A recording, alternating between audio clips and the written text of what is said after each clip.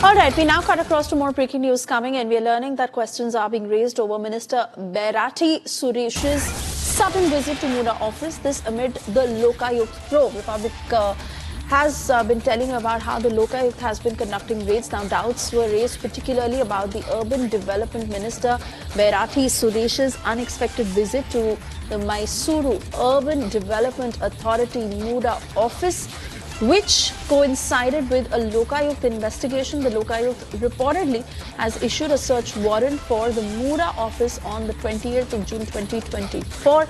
Sources indicate that the warrant likely reached the Mysore Lokayukt SP on June 29, 2024, and the information was allegedly shared with the minister. Let me get further details from Sri Lakshmi to what the inside scoop is. What did the minister possibly do, and how questions are being raised over his visit? Over to you, Sri Lakshmi.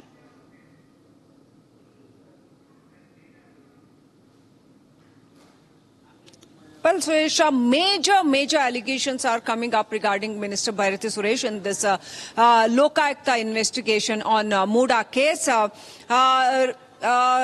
Lokayukta issued search warrant on June 28, 2024.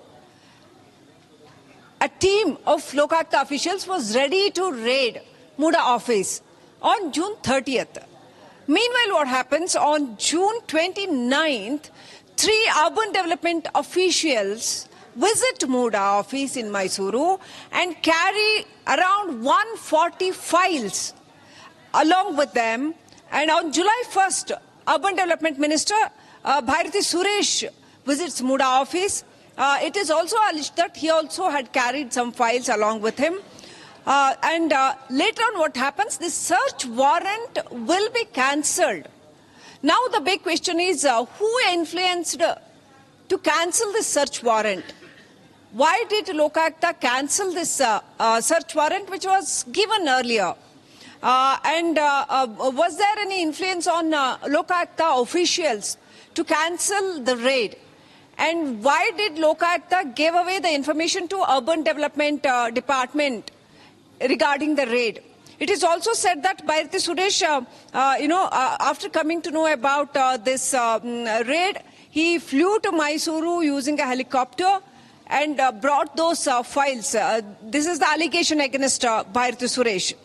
Now, the sequence of events has sparked widespread speculations with social media users and with the citizens of Karnataka regarding the integrity of Lokayukta investigation on Muda case. Now, the complainant Snehamayi Krishna has also raised the big question against the Lokayukta investigation, saying that it is not transparent, and Snehamayi Krishna has demanded a CBI probe against Siddaramaiah in this Muda case. He has also alleged that Lokayukta investigation is protecting Siddaramaiah in this case. Back to studio, Suesha. Oh, absolutely, Sri Lakshmi. And given how sensitive the situation is, the damning allegations against the Chief Minister and those who were colluding with him, most importantly, how the Lokayukt is conducting this investigation, and so much wrath that may just come out. And given all this, while there has been a demand by the opposition in the state that it must be a fair and transparent probe, and for the very reason that it must be conducted by higher central agencies, what may happen on that front?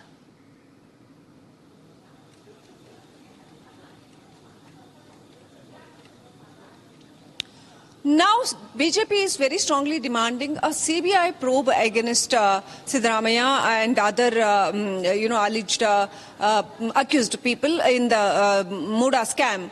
And on the other hand, we can see a court here has directed Mysore Lokayukta to finish off the investigation within a span of 3 months.